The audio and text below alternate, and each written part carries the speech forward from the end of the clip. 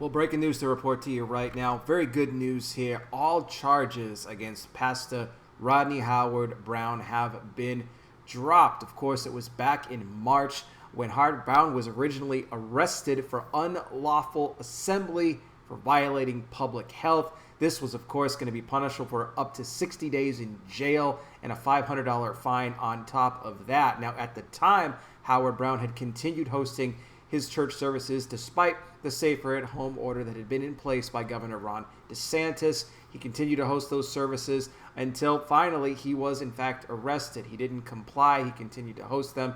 He was then arrested and brought in. Now, as of Friday, just the other day, we were able to see the report from a Florida attorney that all charges against the pastor have now been dropped. They have been dismissed. He's not going to have to pay any fines. He's not going to have to serve any jail time.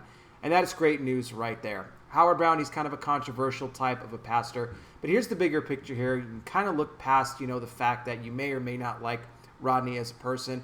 But it's good to not have to see pastors, go into jail, being hauled off. We don't want to see that because the persecution against the churches right now is so great already that, we just don't want to have to see that. And that's good that we're winning cases like this, that Christians are filing these lawsuits and they're winning. He was, of course, being represented by Liberty Counsel, who was very happy about the news. Their founder, Matt Staver, making an announcement saying this whole thing was politically motivated against Rodney, and he's glad now that they can work past this. Now, it was just shortly after Howard Brown was originally arrested that Governor Ron DeSantis had changed the order and had actually deemed churches to be essential from that point going forward. He saw what was taking place.